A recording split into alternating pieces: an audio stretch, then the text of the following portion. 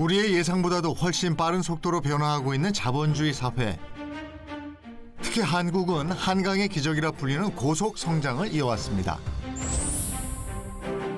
월급으로 온 가족이 행복했던 시절을 지나 최근 월급의 시대 역시 세월의 흐름에 따라 급속도로 변화하고 있는데요. 갈수록 줄어드는 출산율, 평균 수명 연장으로 인한 고령 인구의 증가는 월급의 시대에 어떤 영향을 끼치게 될까요? 과거에 우리가 1970년대, 80년대, 90년대까지 경제 성장이 아주 가팔랐던 그 시기를 보면 월급을 가지고 3대가 다 경제적인 부양이 가능했던 시기거든요. 즉 부모님을 지원을 하고요. 또 소위 처자식을 먹여 살릴 수 있는 기반이 됐고요. 또 주택을 구입하고 또 노후 자산까지 마련하는 이런 역할들을 다 월급이 했다라고 볼 수 있거든요. 그런데 이제는 그런 시대가 아니죠. 월급으로 더 이상 그런 역할들을 하지 못하게 되는 시대가 됐습니다.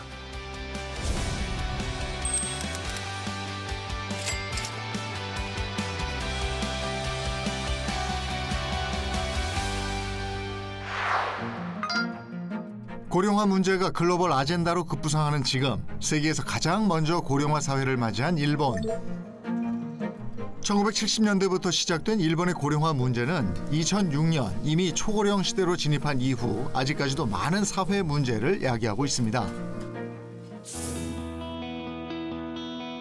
노인 인구의 증가와는 반대로 계속되는 출산율 저하의 이유는 과연 무엇일까? 일본의 수도 도쿄에서 독신호로 살아가는 싱글남을 만나볼 수 있었는데요. 岡本あゆみと申します。年齢は、日本の年齢で41歳です。で、82年生まれで、IT 企業の会社員をしています。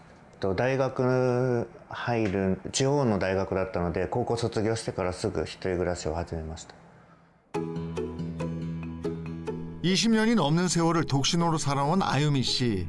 대학 졸업 후 회사에 취직했지만 본인의 능력에 따라 월급이 정해지는 IT 업계로의 과감한 이직에 성공했다고 하는데요. 石油会社では実力が関係なく、年齢によって少しずつ給料が上がっていくシステムだったので、そのところも自分にとってはもっと自分の実力がどれくらいあるものか、ないものか分からなかったので、そういう古い日本の体質的な会社にもちょっと不満があって、で実力で自分がどれくらい会社の中で日本の社会の中でどれくらいの実力があるのか試してもみたかったですし、未来に向けて IT 企業を選択しました。 성공적인 이직 이후 월급도 크게 올라갔다고 하는데 도쿄 중심가 독신호로 지내는 그의 월급은 어느 정도일까? 基本給がこの68万3000円で、マネジメント手当、これはマネージャーがもらえる手当が1万円で、この調整給っていうのが在宅手当の1万円になります。で、保険料だったりとか社会保険の引かれる分が、17万7703円で、差し引きの総支給額、僕がもらえる金額が52万5297円で、これ年俸金額が818万7000円になっています。 연봉으로는 약 8천만 원, 월 단위로 환산하면 600만 원이 넘는 월급입니다. 물가가 비싼 일본이라지만 독신으로 지내기에는 충분해 보이는 금액인데요. 給料の満足度は高いです。一人で暮らせるので、特に何か不自由がなく、あと僕の性格的にもあまり欲しいものがないというか、趣味が家にいてテレビ見たり、あとスポーツ、あとテニスするので、テニス場行ってテニス料金払うだけなので、そんなに多くないと思います。ショッピングたまにしてちょっとお金払う時もありますけど、欲しいものは大体買えるので、そんなにすごく何百万単位で高いものは必必要ないので、はい、大丈夫です。 넉넉한 월급에 검소한 씀씀이까지 신랑감으로도 참 괜찮아 보이는데 그가 결혼을 하지 않는 이유는 무엇일지 최근 일본의 결혼 문화에 대한 그의 생각을 들어봤습니다. 結婚しないのは、まあその大学のこともありますし、物価が高くなっていることもありますし、まあ仕方ないのかなと思いますけど、それぞれの考え方があるので、まあ、結婚したくない人は結婚しなければいいし、まあ、したい人はすればいいし、ただ、まあ、未来のこと考えると人口的にも、まあ、増えた方が結婚して増えた方がいいかなと思うんですけど、例えば今結婚した状態で僕がこの給料で子供と奥さんを養っていけるかって考えたらちょっと難しいかなと思います。 오카모토 씨의 말처럼 늘어나는 부담에 일본의 미혼율 추이는 갈수록 늘어나고 있습니다. 이대로라면 2040년에는 남성 3명 중 1명이 평생 독신일 것이라는 분석도 이어지고 있습니다.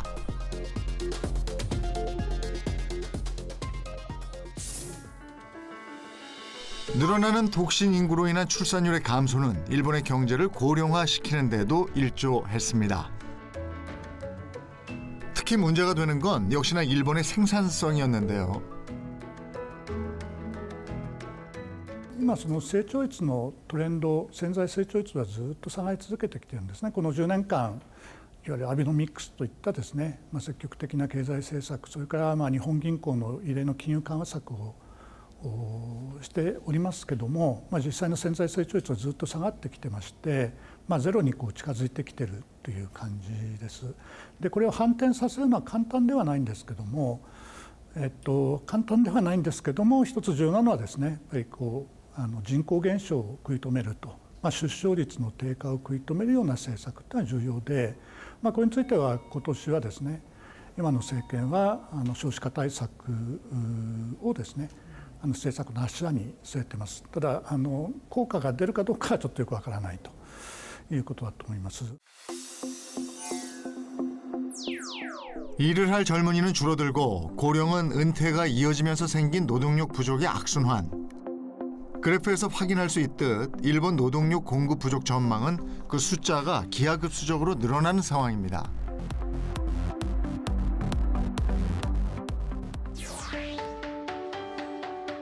일본의 생산성 증대를 위해 1950년 설립된 일본 생산성 본부. 사회 전반으로 퍼지는 생산성 쇼크에 대한 일본의 대답은 무엇일까? 은퇴 이후 경제 활동을 이어가는 이시카와 씨를 통해 자세한 얘기를 확인해 볼 수 있었습니다. 私はですね、石川あゆみと申します。1962年生まれです。公益財団法人日本生産性本部という組織でもって風土改革、組織風土を変えていくコンサルティングとそれとビジネス研修講師をしております。 기업의 생산성 향상을 위해서는 고용뿐만 아니라 기업 문화 역시 중요한데요. 관료제에 입각한 경직된 상하 문화. 개인의 능력보다 연공에 기반한 월급으로 인해 저하된 생산성을 올리기 위한 기업 문화 컨설팅이 이시카와 씨의 임무입니다. 日本では結構ですね、その仕事に責任感を持って仕事をしている人は多いんですが、仕事自体に追われていてハードワークになったりとか、それから、人間関係で悩んだりして、すごくメンタル的にメンタル不全という、ちょっと精神的に不安定な状態になっちゃう人も多くいます。ですから、そういった人たちが本来の仕事の生きがいであるとか働きがいを見つけてもらって変わっていくように、そして会社自体もその仕事自体、従業員がみんなが明るく楽しい職場になるように変えていくお手伝いをしています。 오늘 강연의 주제는 미팅 때의 올바른 태도, 동료들과 협업 시 팀워크를 향상시키는 법입니다.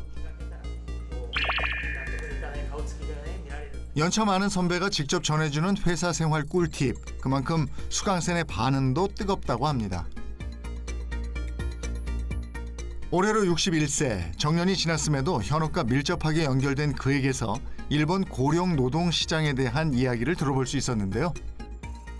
今日本では、多くの企業で、60歳定年は多いんですけど、最近は65歳が定年にだいぶ、シフトしています。そして、現実60歳で定年退職した後も、今度は定年延長であったり、あるいは、雇用形態が変わって、嘱託という形だったりで、やはり65まではほとんどの人が今は働いています。はい、やはり日本の多くのやはりビジネスパーソンもだんだんやっぱりそういう方向も増えてきていて、やはりもう、国自体がだいぶ高齢化しているので、やはりこれからやっぱり70代になっても80代でも元気な人はおそらくいろんな形で働く環境にいらっしゃると思うんですね。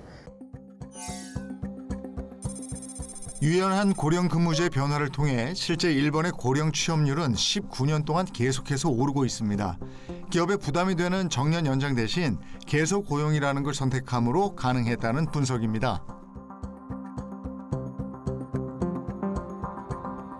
세 가지 선택지를 준 거예요. 그러니까 한국에서는 잘못 알려진 게 일본은 65세 정년이 이미 실시되고 있다 이렇게 되는데, 그게 아니라 정년을 연장하게 되면은 연공서열이 적용되니까 기업의 부담이 늘어난단 말이죠. 그러니까 이 문제를 해결하기 위해서 기업에게 세 가지 선택지를 줬어요. 하나는 정년 연장, 또 하나는 정년 폐지. 근데 둘 다 부담이 되는 제도란 말이죠. 그러니까 계속 고용이라는 걸 실시했어요. 그러니까 60세에서 고용 계약을 해지를 해요.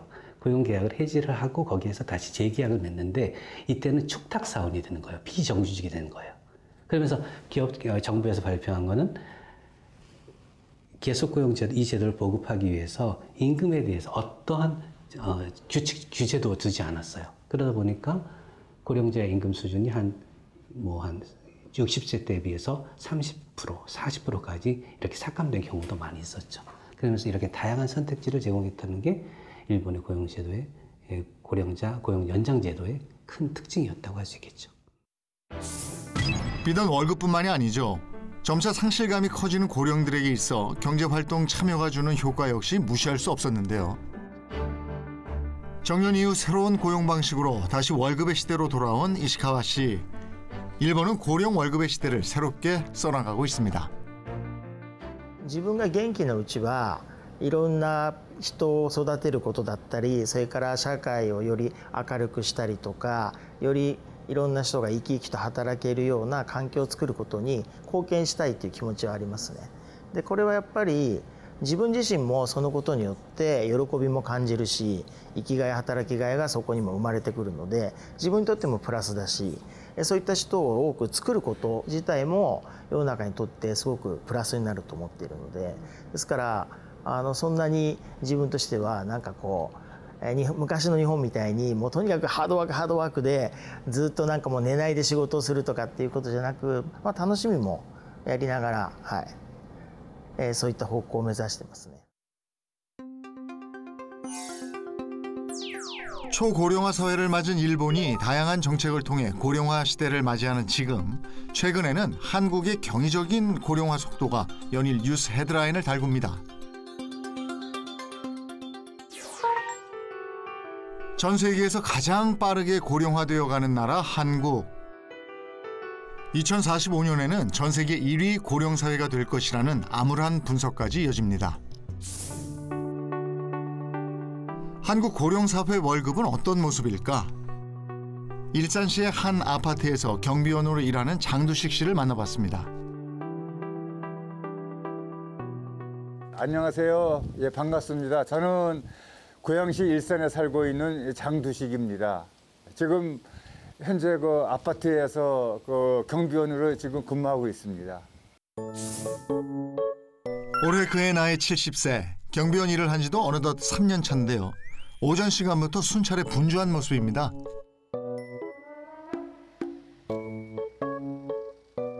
기계를 체크하고 무단 투기한 게 있나 한번 확인하려고 들여다보는 겁니다. 그래서 그런 게 있으면 또 체크하고요. 없으면 그냥 가는 거죠. 네. 아파트 곳곳 그의 손길을 거치지 않은 곳이 없는데요.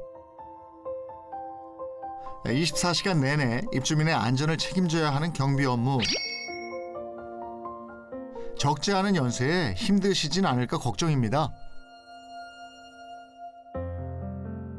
아파트 경비원이 되게 되면은 이제 24시간을 하지 않습니까? 그러면 아침에 이제 그 출퇴근 시간이 정해져 있어요. 오전 6시. 이제 어저께 야간한 분하고 이제 임무 교대를 합니다. 그래서 조금 이제 날이 밝으면 이제 소동을 해야 됩니다. 불 켜진 데는 불 꺼야 되겠죠. 그다음에 이제 날이 밝으니까 나가서 이제 그 청소하는 구역이 있어요. 그 구역에 가서 이제 그 깨끗하게 청소도 좀 하고, 그다음에 이제 음식 쓰레기통 같은 것도 찾는지 안 찾는지 그것도 좀 확인도 필요하고. 소등, 청소, 시설물 관리, 주차, 택배, 배달에 주민 간 분쟁 조정까지 새삼 생각해보니 경비원분들이 일이 참 많다는 생각이 드네요.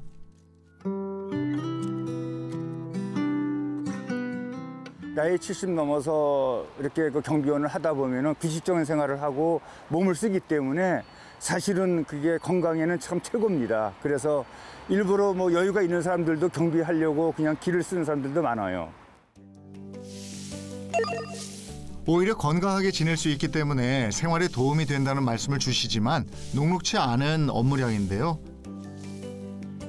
그렇다면 그가 경비원 업무를 시작하게 된 이유는 무엇일지도 궁금해집니다. 사실은 이제 뭐 70 넘어서는 뭐 마땅한 뭐 직장이 없잖아요. 그래서 이제 경비가 제일 그 나이에 어울리는 직장이라고 생각해서 이제 하고 있지만, 사실은 이제 뭐 연금이라고 하는 게 많이 안 나오고 있어요. 많이 내질 않아가지고. 그러다 보니까 그 연금 받아가지고는 조금 힘들기 때문에 아무래도 또 직장에 또 다녀서 이제 그 수입을 좀 맞춰야 되겠다 해서 이제 다니게 되는 거죠. 70세, 고령의 나이에 할 수 있는 일들은 제한되어 있는 것이 사실입니다. 제2의 월급이라는 연금 역시 수령액이 적기에 생활을 위해 일터로 나오게 되었다고 하는데요. 조그만 아파트라도 좀 깔고 있습니다만은 이제 우리 그 두 아들을 그 장가를 보낼 때 그 은행에서 이제 대출을 받았어요. 아파트 담보로. 그러다 보니까는 그 금액이 뭐 적은 돈이 아니다 보니까 좀 불편하고 제가 뭐 나가서 벌어야 되겠죠. 그래서 지금 이거 뭐 경비원도 계속 하고 있는 겁니다. 빠르게 진행되고 있는 고령화 사회. 한국의 노인 빈곤율은 OECD 국가 평균을 크게 상회하고 있습니다. 2018년 기준 한국의 연금 소득 대체율은 43.4%. 사적연금과 공적연금을 모두 합해도 은퇴 전 소득의 절반에도 못 미치는 것이 현실입니다. 우리나라 노인 빈곤율이 높다고 하지 않습니까? 이때 노인 빈곤율이라고 하면 65세 이상 노인분들이 중위소득 50% 이하에 있는 분들의 비중, 이것이 한 43%예요. 이게 다른 나라에 비해서 월등히 높습니다. 그리고 그렇게 노인 빈곤율이 높다 보니까 어쩔 수 없이 65세가 넘어도 계속 생계를 위해서 나가야 되고, 그래서 65세 또 고용률이 39%예요. 이게 OECD 국가의 2배나 됩니다. 높은 고용률이지만 실상을 들여다본다면 우리나라 고령자의 월급의 시대는 녹록치 않습니다. 낮은 연금에 노동의 질 역시 높다고 보기 어려운 것이 현실인데요. 높아지는 취업 문턱에 경비원 일자리 역시 경쟁이 치열해져만 갑니다. 경비원 한 사람 또 뽑는다고 이 광고가 나가면 여기저기서 10명은 넘죠. 15명, 20명이 옵니다. 한 명 뽑는데. 그게 또 치열해요. 경비원 같은 경우에 그 월급은 그 시간당으로 해가지고 최저임금제라고 보면 될 겁니다.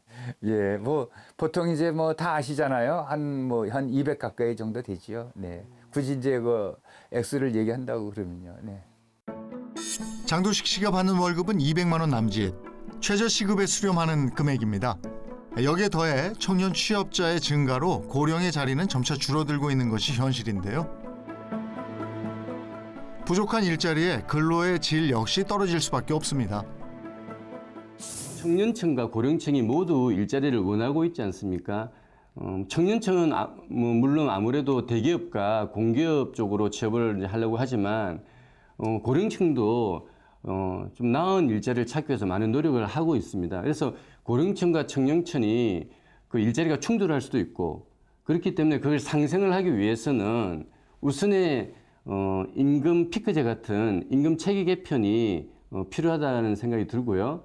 그리고 이제 청년 일자리와 충돌을 하지 않기 위해서는 고령층에게 적합한 직무와 또 직종 이런 것들을 발굴 노력하고요.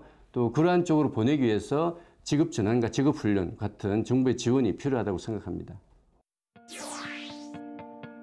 점심이 훌쩍 지난 시간. 장두식 씨의 식사 시간이 시작됩니다. 한 푼이라도 아끼기 위해 직접 도시락을 싸와서 식사를 하고 계신다는데요.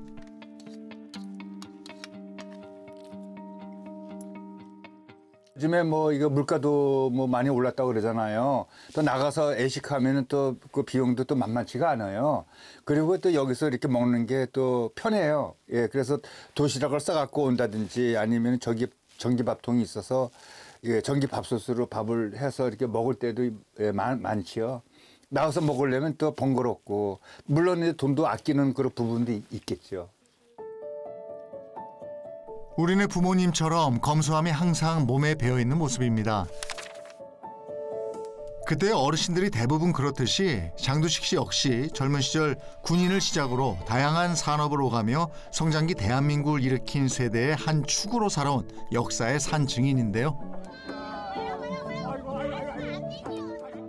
과거로 이렇게 넘어가면은 제가 뭐 젊었을 때는 이제 그 군대에 있을 때는 이제 군대에서 군인 생활하면서 군인극장 간판을 그렸고 또 제대에서는 나름대로의 뭐 개인적인 또 하실도 또 가지고 있었던 적도 있었고 그리고 여기저기 이렇게 뭐 직장 생활도 조금 했습니다. 오랜 기간 한국 산업에 몸담으며 어찌 보면 인생의 마지막 월급을 받게 될 경비원이란 직업. 최근에는 경비원 생활을 하며 느낀 점을 책으로 출간하기도 했다는데요. 경비원 치고는 불행한 사람이 없을 것 같아요. 네, 나는 행복한 경비원입니다. 그래서 정말 그 행복하게 하루하루 이렇게 여기 아파트에 나와서 이제 생활을 하잖아요. 행복하다고 생각합니다. 참 뭐 아주 뭐 힘든 일도 없고요. 그다음에 주민들하고의 그 어떤 그 관계가 원만하면은 정말 뭐 제 건강에 허락이 될 때까지 다니고 싶은 것도 사실이에요. 왜냐면은 나이 먹어서 이렇게 일할 수 있다는 데가 얼마나 좋습니까? 그렇잖아요. 저는 그렇게 생각해요. 이 경비원을 내가 돈이 많고 아예 그냥 뭐 저 부자라도 나는 이 경비원을 꼭 해보고 싶더라고요. 생계를 위해 시작한 직업이라고 하지만 특유의 긍정적인 성격으로 오늘 하루도 행복한 경비원 업무를 이어가고 있는 장두식 씨.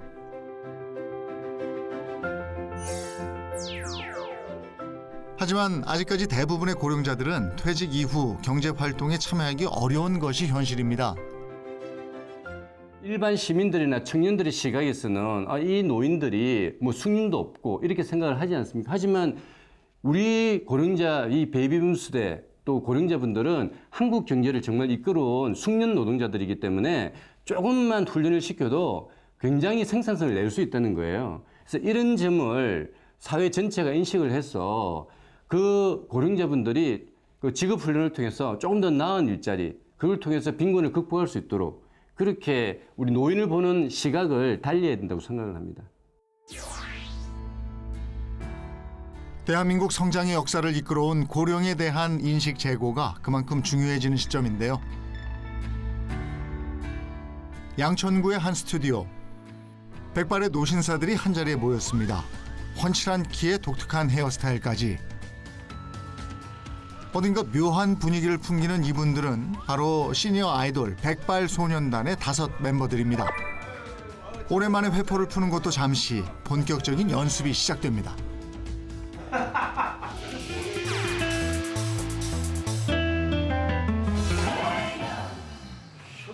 칼군무의 가창력까지 꽤나 제대로인 모습이죠. 아우! 안 잊어버렸어, 안 잊어버렸어. 아니, 그냥 몸에 다 배 있어요. 정복을 입고. 세상의 편견에 맞서 인생의 2막을 아이돌의 꿈으로 가득 채운 백발소년단. 나이는 숫자에 불과하다는 말이 딱 들어맞는 것 같은데요. 아이돌 특유의 팀 인사도 빼놓을 수가 없죠. 백발의 중 당신 가슴에 슛! 우리는 백발 소년단! 내를 포기하고 때로 후회하며 좌절 속에도 거침없이 달려갔지. 세상을 같이 나가두지 마라. 어떤 것도 나를 판단할 수 없단 말이야. 쉽게 나를 안다고들 말하지는 마라. 말씀 빗바람이 안처럼 찔지 마음이 사랑이 완벽하지 않아 좀 뛰고 될 수 있지 서기 위해 넘어지는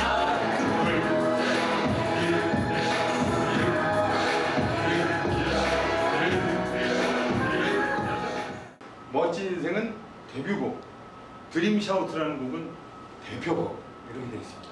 무려 이 검색창에 치시면 무려 4곡이 나오는 그 놀라운 저희가 진심 가수입니다. 평균 나이 64세, 평균 신장 183cm. 시니어 모델로 맺은 인연으로 어느덧 데뷔 1년 차의 고비를 넘기고 보유곡만 4곡인 진짜 가수로의 꿈을 펼쳐가고 있는 백발소년단.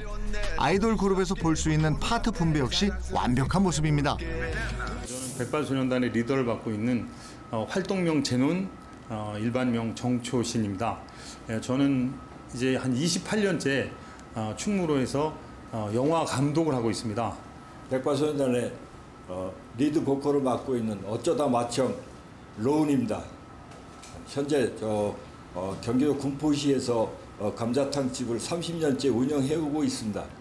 래퍼이자 비주얼을 담당하고 있는 스미스 씨랑모입니다. 부산에서 마트를 운영하고 있습니다. 긴머리 소년 활동명 알렉스 함승천입니다.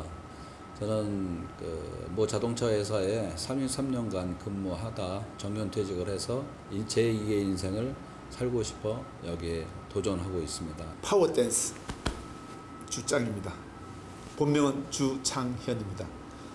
저는 30년 동안 디자인과 대학 교수로 활동을 하고 은퇴 후 우리 백발소년단을 만나서 정말 너무 즐겁습니다. 감사합니다. 저마다 개성 있는 과거를 뒤로하고 아이돌이라는 매개체를 통해 뭉친 5명의 어르신.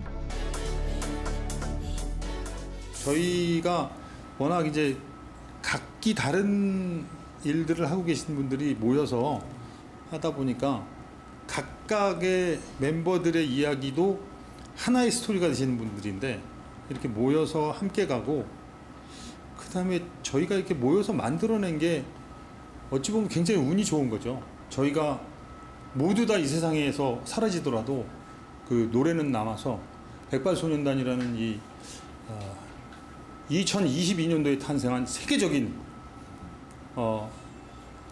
말도 안 되는 이런 그 시니어 아이돌 그룹으로 영원히 남지 않을까 이렇게 생각을 합니다. 시니어도 할 수 있다는 메시지를 통한 노래들과 최근 다양한 행사와 스케줄로 바쁜 일정을 소화하고 있다는데요. 지속 가능한 활동을 위한 협약에 대해서도 들어볼 수 있었습니다. 저희 백발소년단에서 가장 유명한 협약이 이제 75세 이전 사망 금지라고 해서 75세 이전에 사망하면 완전 이 본전도 안 나옵니다. 본전이 안 나오죠. 그래서 30주년 기념 콘서트 2053년입니다. 2053년 8월 12일부터 일주일간 저희 백발소년단 데뷔 30주년 기념 콘서트가 지금 예정돼 있습니다. 땀 한 땀 맞추는 모습에서 즐거움 속 진지함도 엿보이는데요.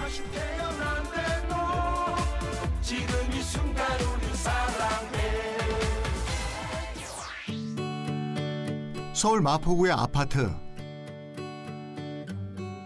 하루하루 열심히 살아가는 액티브 시니어가 바라보는 고령사회의 모습은 어떤 모습일까?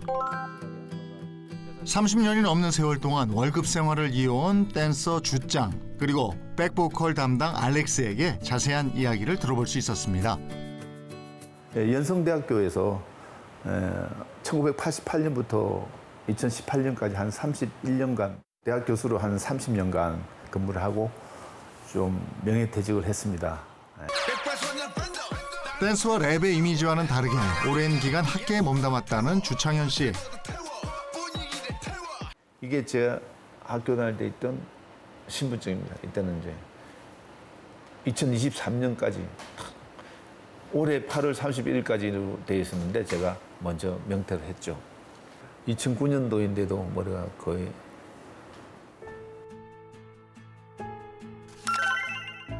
많은 후학을 양성하며 미술, 재능, 기부 등 다양한 활동을 이어왔던 주창현 씨. 바쁘게 지내온 교직 생활 당시 그가 받아온 월급에는 어떤 변화가 있었을까요?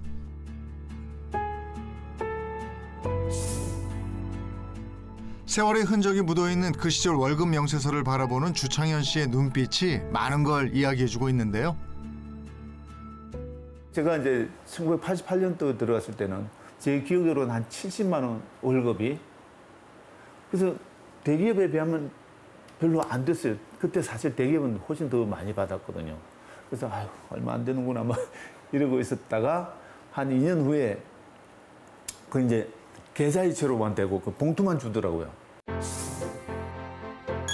대기업에 비해 낮은 월급이었지만 월급날만큼은 누구보다도 행복했다는 주창현 씨. 80년대 후반 70만 원에 불과하던 월급은 시대의 발전에 따라 빠르게 올라갔다고 합니다.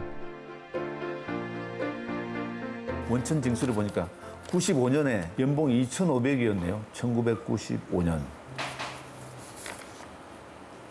그럼 89년에는 연봉이 760으로 나와 있네요. 그러니까 한 8년, 7년 동안에 한 3배, 3.5배 정도 올랐네요. 그만큼 이제 물가가 많이 올랐던 것 같습니다. 물가의 상승과 함께 빠른 속도로 올라간 월급. 청약과 저축이 미덕이었던 그 시절 한 푼, 두 푼 저축하는 재미도 쏠쏠했다고 합니다. 지금은 또 아파트 값이 갑자기 확 이렇게 올랐지만 그때는 그래도 저금을 해가지고 쭈딱 청약 예금에다 부어가지고 그걸 또 1순위, 2순위, 3순위 이래가지고 해가지고 탁 그게 당첨되는 그 순간을 만끽했던 때가 있었죠. 그때 참 너무 기뻤습니다. 지금이야 서울의 내 집 마련이 점차 어려워지고 있지만 그 당시 월급을 모아 내 집을 마련했던 순간이 떠오른다는 주창현 씨. 서울 아파트 매매 지수와 근로자 임금 총액의 상승률을 비교해 본다면 말 그대로 옛날 이야기가 된 지 오래입니다.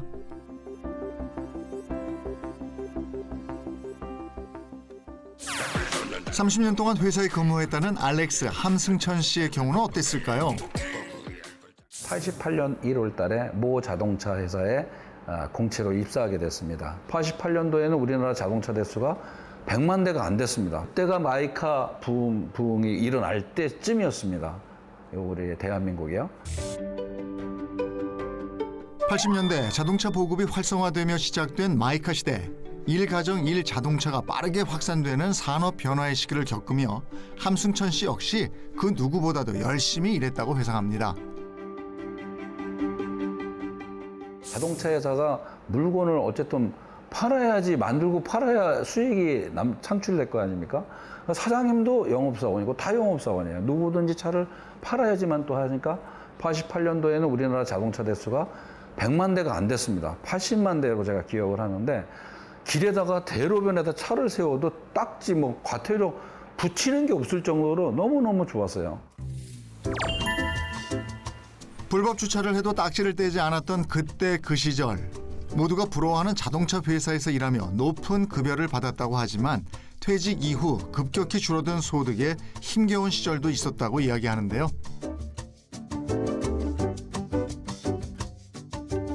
25일이 저희 월급날인데요. 25일 퇴직하고 딱 25일이 딱 되는 날 멘붕이 오더라고요. 통장에 들어오는 게 없잖아요. 그러니까 갑자기 우울해지는 거예요.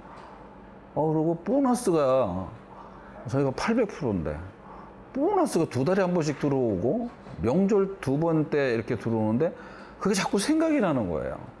돈이 하나도 안 들어오니까 너무 이상하더라고요. 그래서 정말 이거 이러니까 자꾸 우울증이 오는 거구나. 퇴직하면 우울증 온다는 사람들 많이 얘기 들었거든요. 그런 변화가 바로 오더라고요. 퇴직 이후 줄어든 수입으로 인해 커져가는 박탈감을 보탠 건 바로 줄어든 연금이었습니다. 고액을 수령하며 많은 연금을 냈다고 생각했지만 부부가 생활하기에는 모자란 금액을 수령하고 있었는데요. 저 같은 경우는 사실 그 최고 상한가 금액을 국민연금을 냈지만 지금 그 부부 합산 질병 없이 노후 최소 생활비가 연금공단에서 발표된 자료에 의하면 195만 원에서 200만 원이에요. 최소 생활비입니다. 부부가. 적정 생활비가 267만 원에서 300만 원 정도 그렇게 나와 있어요. 그러니까 와이프는 국민연금이 없고 저는 200이 안 되는 거예요. 그렇게 회사 생활하면서 국민연금을 상한가 금액을 냈는데도 불구하고 더 내고 싶은데도 정해져서 더 낼 수도 없는 금액 없었거든요. 그러다 보니까 삶이 팍팍해지고. 재테크 개념이 없던 그때 그 시절 준비하지 않은 연금은 노후 경제의 부메랑으로 돌아왔습니다. 21년 기준 연령별 연금 평균 지급액은 약 70만 원 선, 아내와 합쳐도 140만 원에 그칩니다. 요즘 같은 고물가 시대에는 버티기 힘든 수준인 건 사실이죠. 서울 영등포구에 위치한 금융교육투자원. 오늘은 학교 선생님들을 대상으로 한 연금과 노후 준비와 관련된 강의가 예정돼 있는데요. 점차 고령으로 살아가기 힘든 월급의 시대가 다가오며 노후 준비와 연금에 대한 고민은 공무원 사회에도 주요한 문제로 자리 잡았습니다. 최근 들어 불확실성이 커지는 연금 시장의 화두는 역시나 출산율 그리고 고령화 사회와도 깊은 연관이 있다고 하는데요. 그다음에 그 생산 인구가 줄어들면은 우리가 바로 연금의 직격탄을 받게 되는데 경제뿐만 아니라 연금의 직격탄을 받게 됩니다. 고령화 시대의 가속화에 점차 위태로워지는 연금 재정 상황은 개인의 사적 노후 준비에 대한 요구를 키워가고 있습니다.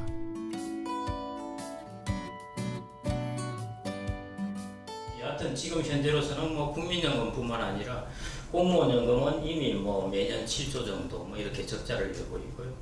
수학연금은 아직은 흑자입니다. 흑자인데요. 이제 이런 부분이 향후에 이제 적자로 돌아서게 되는데. 특히 이제 학령 인구 감소의 직격탄을 바로 받게 되니까요. 이런 부분이 뭐 국민연금이 한 2055년, 2060년 정도 고갈이니까 사학연금은 그거보다 대략 한 10년 정도 이렇게 빨리 고갈된다고 볼 수 있겠습니다. 뭐 이제 이거는 제도 개혁이 이루어지지 않는다는 가정하에서고요. 조사에 따르면 공무원, 군인연금에 이어 국민연금과 사학연금마저 고갈 시점이 점차 앞당겨지는 요즘인데요.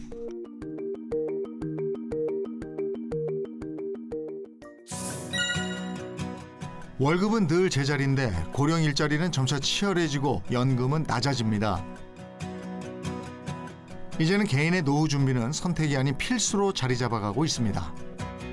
자본주의 사회이다 보니까 자본주의의 그 가속력을 붙이라는 내용이었던 것 같은데요. 이제 중력이 있듯이 자본주의도 자본주의 흐름이 있으니까 그 흐름에 편승해야 부를 이룰 수 있다는 점이 가장 인상 깊었습니다. 안정적인 노후를 위해서는 결국 자본소득의 힘을 빌리는 방법밖에는 없는 걸까요? 오랜 시간 경제계에 몸담아온 김경록 고문은 최근 들어 연금과 노후에 대한 사람들의 관심이 부쩍 늘었다고 얘기합니다. 전체적으로 우리가 60년대생이 거의 이제 860만 명이라고 그러는데요. 이 사람들이 앞으로 이제 계속 퇴직을 하게 되고, 그다음에 이제 퇴직을 준비를 해야 되고 하는 것인데, 거기에 특히 이제 60대들은 뭐 여기서 완전히 은퇴한다는 것이 아니라 제2의 삶을 시작한다는 것이기 때문에 열의가 더 높습니다. 뭘 해야 되느냐. 두 가지 정도에서 이제 열의가 높으신데요. 가장 관심이 많은 것이 나의 자산을 어떻게 관리해야 하는가 하는 것하고, 그 다음에 내가 제2의 직업을, 직장을, 일자리를 뭘 구해야 하는가 하는 것. 이 두 가지 코스에 가장 열의가 높습니다. 100세 시대. 우리는 모두 필연적으로 노후에 대한 준비와 맞닥뜨려야 합니다. 서점에는 노후 준비에 대한 책들이 우후죽순 쏟아지고 고령자의 노후는 점점 불안해져만 가는 시대 속 우리는 어떻게 노후를 맞이해야 할까요? 저는 이제 아이러니한 답이 될 수가 있는데요. 월급이 없는 노후를 준비하기 위해서는 제일 좋은 방법은 노후에도 월급을 준비하는 것입니다. 그 월급이 없는 노후 하니까 진짜 다 나는 월급이 없는 걸 당연시하게 생각되는데 예를 들어 이런 부분이죠. 60에 우리나라는 지금 만 60이 그 퇴직 연령이니까요. 그러고 나서 한 10년 정도 내가 근로소득을 이어간다면은 그게 아주 중요하거든요. 뭐 20년 이렇게 이어가자는 것이 아니라 60부터 한 10년 동안이 아주 중요한 시기입니다. 결국 우리는 월급의 시대를 퇴장하더라도 또 다른 월급의 시대를 맞이해야 하는 걸까요? 자본과 월급 소득의 변화, 그리고 더욱 빠르게 다가오는 고령사회 속에서 한 가지 확실한 것은 우리는 늦기 전에 월급과의 헤어질 결심을 해야만 한다는 점입니다. 사실은 월급은 산업시대의 산물이기도 합니다. 왜냐하면 그때는 자본보다는 노동을 통해서, 일을 통해서 급여를 가져왔고 그거로 가서 생활을 했고 우리 부모님 세대가 그랬거든요. 아니면 장사를 한다든지. 하지만 지금은 금융 자본주의 시대라고 하지 않습니까? 그러니까 기술이 없는 분들은 자본을 활용하는 방법을 배워야 된다고 생각해요. 그래서 뭐 물론 이것이 과해서 과하게 이렇게 부채를 통해 가지고 대출을 받아 가지고 해서는 안 되겠지만 내가 노동으로만 살아간다는 생각보다는 지금 현재 발전하고 있는 다양한 그 금융의 어떤 상품들 또 방식들 이런 것을 습득해서 한편으로는 소득을 통해서 또 한편으로는 금융 소득을 통해서도 생활해야 된다고 생각하고요. 우리 부모 세대가 과거에 주식을 잘못해 가지고 자식들한테는 주식은 해서는 안 돼 이런 식으로 이야기하는 거 이런 건 정말 잘못된 편견이라고 생각하고요. 어릴 때부터 이 금융 지식이라든지 또 투자 공부를 시켜서 그들 스스로 꼭 노동소득이 아니더라도 그런 금융소득을 통해 가지고 생활을 할 수 있도록 이렇게 배워야 된다고 생각합니다. 한적한 교회의 정치가 물씬 풍기는 경기도 여주. 월급의 시대를 떠나 전원 생활을 선택한 윤명수 씨를 만나볼 수 있었습니다. 반갑습니다. 저는 39세에 이제 대기업을 퇴직하고 정확히는 희망퇴직을 하고 지금은 그 전업 투자자이자 그다음에 이제 어떤 농부이자 뭐 이런 다양한 엔잡러로 활동하고 있는 육과장이라고 합니다. 까맣게 탄 피부에 외모는 천상 농부에 가깝지만 고액의 연봉을 뒤로하고 과감한 농촌행을 결심했다고 하는데요. 최근에 주가가 폭락을 했습니다. 지금 뭐 미국에 있는 나스닥. 월급으로 따지면 실수령이 한 600만 원 좀 넘었던 것 같고요. 연봉으로 하면 8,300만 원 정도. 제가 퇴사 직전에 가장 높았을 때를 말씀드리는 거예요. 직장 동료들이 너 진짜 나가서 뭐 먹고 살려고 그래. 여기는 밖은 뭐 여긴 지옥이고 밖은 뭐 전쟁터야 뭐 이런 또 레파토리들 있잖아요. 막 얘기하면서 진짜 나갈 거냐고. 푸른 초원이 그림 같은 집. 역시 그가 꿈꿔왔던 전원 라이프의 로망 중 하나입니다. 저희는 이제 단층으로 지었고요. 약간 농가주택 형식이죠. 27평이고 그다음에 이제 제가 요거 이제 경량 철골조 구조인데 집 지을 때 제가 현장에 직접 와서 폼도 쓰고 뭐 벽체도 좀 자르고 뭐 이런 과정들을 다 한 땀 한 땀 해서 같이 작업자분들하고 그렇게 좀 저렴하게 그렇게 지은 주택입니다. 요거 이제 저희가 이 출입구에 이제 아치해 갖고 이제 장미 심어서 이렇게 둘러서 이제 약간 장미 문을 통과하는 그런 느낌 내려고 이렇게 한 거고요. 그리고 지금 보시는 저쪽 대문하고 요 담장을 제가 다 셀프로 만든 겁니다. 다 자르고 페인팅하고 나무 다 재단하고 해서 제가 담장하고 다 만든 겁니다.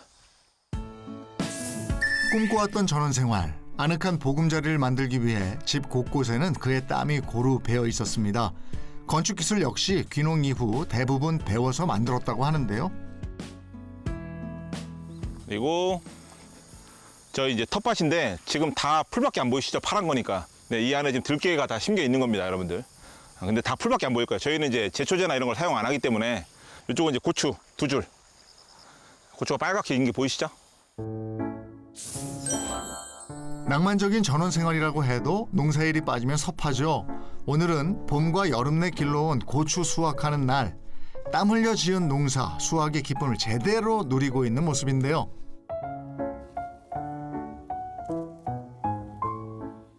밑에 홀로 쳐져갖고 조금 잘 안 익을 것 같은 애들 있잖아. 그런 애들은 그냥 좀 덜 익어서 따버려. 빠르게 적응한 귀농 생활에 올해는 수확물로 김장하는 것이 목표라고 합니다. 그래서 수시로 따줘야 돼. 한 2, 3일에 한 번씩 따서 모았다가 이제 한번 건조기 돌리는 거야. 이제 말린 것들을 나중에 모았다가 이제 방앗간 가져가서 빻으면 고춧가루가 됩니다. 한적하고 평화로운 전원 생활에서 그가 느끼는 시골의 매력은 무엇일까요? 친구들은 이제 겁내지만 퇴사하니까 뭐가 좋냐고 묻더라고요. 그래서 저는 대답한 게 뭐냐면 스스로 하게 돼요, 뭔가를. 그러니까 기존에는 좀 직장 생활할 때 피동적이잖아요. 출근해야 되고 일해야 되잖아요. 근데 퇴사하게 되면 내가 스스로 불안하니까 뭘 해요, 자꾸. 그런 것들이 너무 좀 나를 좀 자극시켜주는 그런 좀 절대적인 요소가 돼서 좀 저는 좋은 것 같습니다. 농사를 마친 뒤엔 본격적인 주식 매매를 통해 수익을 실현하는 일과가 이어집니다. 자본소득을 통해 얻은 수익이 그의 새로운 월급으로 자리 잡았는데요. 생활하는 방입니다. 여기서 이제 주식 매매도 하고, 그다음에 이제 뭐 책도 읽고, 그다음에 저희가 이제 보시면 뭐 이런 드론이나 촬영생분들이 많이 있는데 저희가 지금 하는 거 외에도 다른 유튜브 채널 하나 운영하고 있어요. 그래서 그거 채널에 필요한 장비들. 직장을 다니는 시절엔 몰랐던 취미의 개발. 주식 내공을 통해 이루어진 경제적 자유. 그렇다면 그의 노후 준비는 어떻게 이루어지고 있을까요? 노후 준비를 할 게 지금 항상 하고 있어요. 저희는 따로 없는 게 지금 이제 이미 배당주들 많이 벌써부터 사들이고 있고요. 그리고 최근에 이제 미국 금리 많이 오르면서 채권 쪽에 투자를 시작을 했어요. 나중에 이제 노후가 되면 그 월배당 들어오는 것들을 찾아서 생활할 수 있고, 그다음에 이제 뭐 상가 월세 들어올 거고, 그다음에 유튜버 수익, 그때도 뭐 70살이 돼도 저희는 유튜브 하고 있을 거니까 뭐 이렇게 약간 뭐 욕쟁이 할아버지 이런 걸로 하고 있을 거니까, 그래서 뭐 노후 걱정은 따로 없고요. 경제적 자유와 노후 준비까지 철저하게 준비하고 있다는데, 자, 그렇다면 이쯤에서 아내분의 이야기도 한번 들어봐야겠죠? 직장에서 월막 한 500, 600씩 받다가 당연히 퇴직한다고 하니까 그러면 우리 당장 뭐 해? 그냥 알바하고 그렇게 써 이렇게 얘기를 했죠. 그러니까 또 성격상 엄청 미래에 대한 계획이 철저한 성격이에요. 그래서 그냥 가서 그냥 노는 게 아니고 우리는 한 1, 2년 이렇게 좀 쉬다가 전원생활 좀 하고 쉬다가 앞으로 이렇게 해서 할 거야. 그런 계획을 저한테 얘기를 먼저 해줬어요. 자기가 얘기한 계획에 맞춰서 그렇게 정확하게 하는 사람이라서 그냥 일단 계획 들으니까 저는 걱정할 거 없겠더라고요. 복잡했던 도시 그리고 월급의 시대를 떠나 자연 속에서 먹는 삼겹살 한 판, 진수성찬이 부럽지 않습니다. 월급의 시대를 미련 없이 떠난 그에게 월급이란 어떤 의미로 남아있을까요? 제가 생각하는 월급이란 건 약간 탄수화물 같아요. 왜냐면 탄수화물은 이 몸의 필수 요소고, 예전에 저희가 못 살았을 때는 탄수화물 위주의 식사만 했거든요. 그죠? 왜냐면 먹을 게 없으니까. 근데 탄수화물이 과하게 되면 어떻게 될까요? 살이 찌고 각종 성인병에 문제를 일으키잖아요. 탄수화물이 노동소득이라고 생각을 하는 거예요. 노동소득, 탄수화물 꼭 필요하지만 줄여야 돼요, 이제는.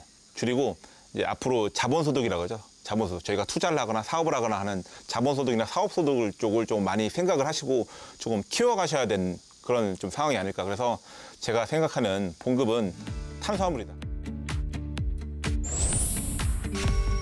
언제나 그렇듯 우리의 생각보다 빠르게 흘러가는 시간 속 월급 역시 새로운 시대가 도래하고 있습니다. 하지만 아버지의 월급 봉투와 통장에 찍히는 내 월급 모두 우리 삶과 밀접하게 연결되어 있다는 건 부정할 수 없는 사실이겠죠. 가불하는 재미로 출근하다가 월급 날은 남 몰래 쓸쓸해진다. 이것저것 제하면 남는 건 빈 봉투. 한숨으로 봉투 속을 채워나보자. 예나 지금이나 늘 한숨으로 채워지는 월급 봉투. 분명한 것은 준비하는 자만이 새로운 월급의 시대를 누릴 자격이 있다는 것 아닐까요? 아버지께서 받아오신 월급만으로 모두가 생활했다면 지금은 자본소득도 필요하고요. 임대소득도 필요합니다. 그런 다양한 소득 중에 하나로 자리 잡았다고 생각합니다. 제가 생각하는 월급의 시대는 지금보다 더 힘들어질 겁니다. 그리고 그걸 여러분들은 지금 2023년에 체감하고 계시다고 생각을 해요. 월급이 우리 가계 경제의 중심이라는 거는 변하지 않을 것 같고요. 다만 앞으로 이 월급을 어떻게 더 잘 사용하고 저축하고 투자할지 그런 현명한 월급쟁이들이 많이 나오는 시대가 되기를 기대합니다.